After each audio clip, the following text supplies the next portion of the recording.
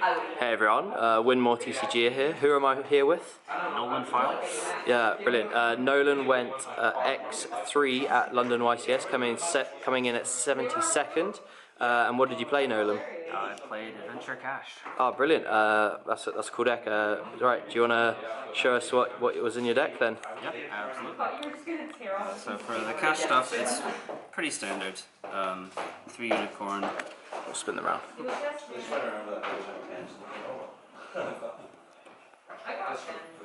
3 unicorn, 3 Fenrir, 2 Rice Hearts, and 1 Scareclaw. Cool. That's pretty much the minimum engine you can play. I don't play Ogre and I don't play Preparations. Yep. Because the normal summon kind of conflicts with the adventure cards, and you just don't have space for extra bricks when you play the adventure cards. Did you ever wish that you had the access to the trap at all during the tournament? Not really, no. The deck plays almost completely different to the non-adventure variant. I think people generally just do the Rice Heart pass stuff and try to outgrind their opponent with a bunch of non-engines. This is a lot more combo heavy. Right, okay, cool. So basically, you draw everything and you win, or draw nothing. Yeah. Feast or Famine, but I quite liked it. Cool. And then, of course, 3 field spells plus terraforming, consistency, and then maxed out on the rest of the spells. 3 birth, 3 theosis, and then the 1 of Big Bang. Yep. This card's actually kind of insane. Yeah. Especially in the mirror match. It says if either player controls a Kashtira Xyz monster. So I think in the last round I flipped this on my opponent when I had nothing on my field because I had a Rice Heart and banished like 4 monsters face down. Oh, that's really strong. Yeah, otherwise it just kind of sucks to draw. Yeah, in the mirror, did it ever get banished like face down? You wish you'd played more, or? I don't think I got hit with the like mind hacker combo. Okay. I played 4 mirrors, Yeah. and each time they kind of did a minimal Arise Heart Pass type of board. Right. Cool. Nice. Let's go on to the adventure engine. Yep. So for the adventure cards, I play basically 5 copies of Rights. 2 and then the 3 Enchantress. Yep. I like opening this more than the Rights just because this can bait out Ash Blossoms and things like that. Yep. And it's also just a monster you can put on the field. So if you have the token after you try to break your board with the adventure cards, you summon this, you make Donner, you force something else out, clear your board, and then slap out a cash monster and go to town. Yep. And then usual 1 Dracoback, 1 Fateful, and then actually played both the Wandering Griffin Rider and the Illegal Knight. Yep. This card was so good all weekend. It was really nice. Just being able to have a monster effect that outs a Rice Heart is really useful in the mirror match when they have something like Lance. It can be a little bit difficult otherwise. And having this in the deck, I felt like I didn't need any of the sort of targeted hate cards like Book of Moon or Kaiju's. Yeah. It has 1 right outs the Rice Heart with a monster effect. Yeah. How is that against like more kind of roguish matchups or like the non-mirror? It can be really nice, especially in sort of macro heavy matchups like Lab, Traffic. I didn't just run into that all day. But Yeah. against those matchups, you can like sit on the adventure token with this in your hand. They're forced to like side into the crazy cards like Lava Bullies or Mode. Yeah. You just hit them with this, you bounce 4 in their back row, and then you just kill them. Oh, yeah, really strong. Really good, yeah. Cool. Assuming you're just going for Griffin going first generally, or? Pretty much, yeah. I respected the hell out of Nibiru. I don't think I got Nibiru one time. Yeah. That's just variance, I guess. Yep. I know my opponents were on it, especially sort of the more rogue matchups, and just being able to deaden that card is really nice. Yep.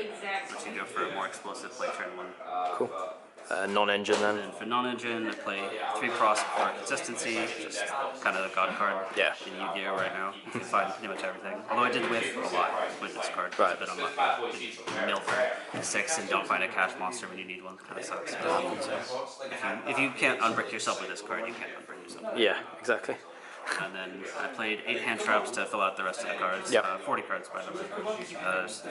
The first 6 are pretty standard, self-explanatory. 3 Ash, 3 Imperm, covers the most matchups, and just generally the most useful. I found a lot of times that my opponents would be prepared to beat my board under normal circumstances, but if there's just one more card that they don't know about, like it's set in permanent, they're going to trap in your hand.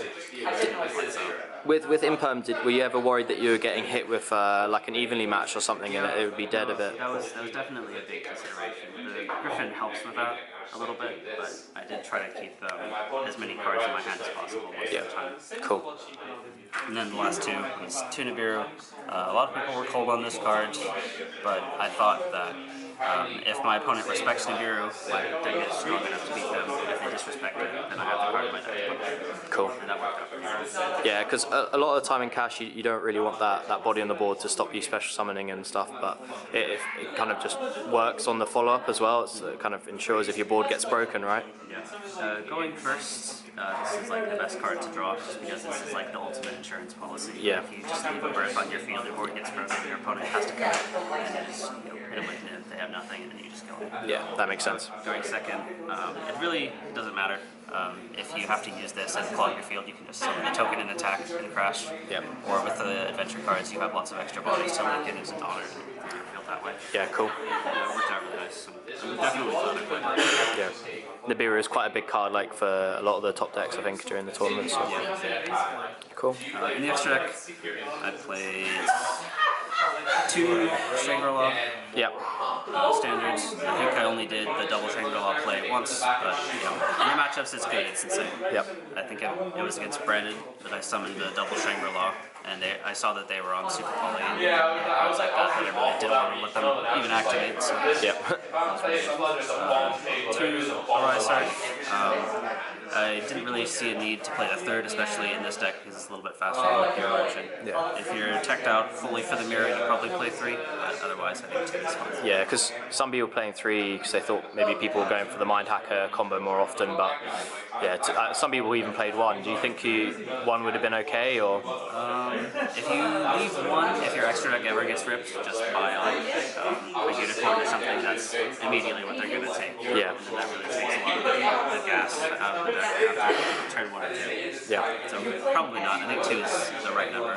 Maybe 3 if you're playing Hero. Right. I played double Zeus, self-explanatory, and then 4 one of Reg 7s, Mind Hacker for the combo, 1 Big Eye for going second, especially in the cash. Usually this gets ripped if they do go for the combo, but you don't really need it to break their board, especially with the adventure cards.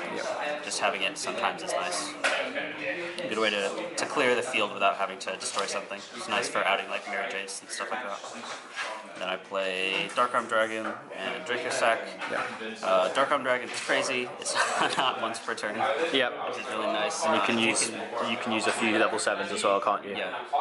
All of the adventure monsters are level 7, so a lot of times it comes up when you're trying to break the board. They'll like hit your Infirm, and you just make this and then make your sack. Draco Sack it lets you out certain floodgates like Skill Drain by tributing itself as cost.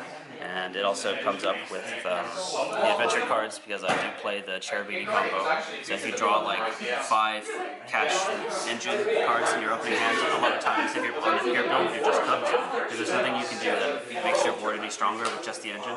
But if you play this combo, you can set up the Omni Negate, and that adds an extra layer to the normal board. And then I play 5 Link Monsters. I play Almirage because Ibli is really good. I think a lot of people stopped respecting it and took the cards out of their extra deck to deal with it. 2 Lingering Bow because I do respect Ibli. I think the card's insane, and I think every time I normaled it against my opponent going first, I just immediately won. There's almost nothing you can do about it if your cash opponent doesn't let you put 2 monsters on the field. Donner, this card is a lot better theoretically. I don't think I summoned it once over the weekend. It's just not the way the matchups tended to shake out.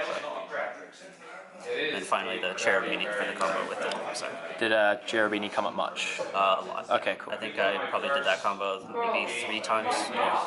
Did you do it a lot going second to kind of bait out interruptions? Yeah. Basically, Not so much to bait out interruptions, but if you have extra cash engine and you can afford to either go for like the 5-zone lock or this, and you don't already have the adventure engines, I tended to go for this just to sort of put the Omni to game out, play around the Hero or big sweepers like even cash. Cool. Give my deck trouble. Yeah, solid. Let's see the side. So for the side deck, I kept it pretty simple. I played 3 shifters, came in a lot for the rogue matchups. I played Branded 3 times and Mathmech twice, and pretty much if you see this card going first or second, it's just an auto win. Because if their engine can't break your board without access to the graveyard, then it's pretty much lights out, even if they open all the crazy board breakers. Yeah. You're gonna be able to kill them with crackback. I played Dark Ruler as well. I thought that Sprite was gonna have a bit of a comeback. I know people were toying around with the sort of crazy Toad plus Testudo lists that were played in Lima and all the other variants running around. I just felt like this was the only card that was able to deal with that effectively. Lava Golem, Spear Mode, they work, but they also kind of hurt your deck by taking away your normal summon. And if you can only tribute 2 monsters, they have like Carrot, Red, Springs, Yeah. like 4 other things. Yeah, it's too much, isn't it? It's too much just for one card to deal with, except Dark Ruler. Cool. I played 3 Cosmics because I respected the Runic matchup. Came in really big for that. I think that's the only matchup I ended up signing it in against. Yeah, It can be good against Cash as well. Did you play any Labyrinth? I did not. Okay, cool. But that would go in against that as well, right? Yeah. And then the rest of the back row hate is just evenly matched. The most broken card going second by a mile. So it's really strong. It's just insane, isn't it? Against Side any promo against most decks? pretty much, yeah. I think not against Branded, just because I expected them to go for the expulsion lock. Yeah. And so if you draw that dead into that, you're just going to lose the game. Yep. And then the final 3 cards is the 3 Iblis. Yep. By far the best going first cards. I didn't think D-Barrier was going to be that good, just because there's a lot of decks that doesn't really sort of turn skip. It's only good against Branded, and I didn't think that matchup was hard enough anyways to warrant it. Yeah, it doesn't like win the game outright on its own anymore, does it? So yeah. And the only other card you could put in this slot is Solemn, but thinking about it, all the cards that Solemn beats, this card beats pretty much. Your opponent can't activate evenly matched if they have Ibli on their field. They can't nib you, they can't Lava Golem you, they can't Spear Mud you, they can't Kaiju you. yeah, fair enough. Makes sense. It's the best card first. Yeah, it's a pretty good meta call for the weekend, I think. Yeah, nice one. Cool. Right. I guess any interesting like matchups or anything that's kind of out of the ordinary? Do you play a lot of Cash Mirrors or? I played 4 mirrors on the day. I won 2, lost 2. I think a lot of the other players on Cash at the top tables were really teched out for the mirror specifically, whereas I built my deck to be a little bit stronger in the more general matchups, which I think paid off. I only played a third of my matches against Cash, so if I was too focused on that, I might not have made it far enough to reach them. Yeah. I felt like. Otherwise, it was pretty standard. Played 3 Branded, 2 Mathmech, 1 Swordsel. That's the rest of my matchups. What were your losses to, just out of interest? I lost 2 mirrors and then once against. Okay, cool. Right, cool. Any shout-outs you want to make, or? Yeah, shout out to everyone from Edinburgh who went down with me. It was a blast for sure. One of the best weekends of my life. Just a lot of fun, a lot of support. Everyone cheered me on. Meant a lot. Yeah, fantastic. Well, yeah, thank you, Nolan. Hope you have a good one. Hey everyone, Whitmore TCG here. Thanks for watching the video. I'd just like to say a bit of an exciting announcement. We've now been given an affiliate link for Mox in the Hole. So if you want any TCG staples, sealed or singles, or any other board games, or Warhammer, that sort of stuff, if you're interested in any of that, go to Mox in the Hole. You can use my affiliate link that will be in the description at some point in the near future, and you can get 5% off that link. And yeah, so feel free to click on that when it's there. I'd also like to say thanks for everyone for watching the videos. just keep commenting, liking, subscribing if you can, and keep enjoying the Edinburgh Yu-Gi-Oh content that I'm providing. So yeah, we're more TCG signing out.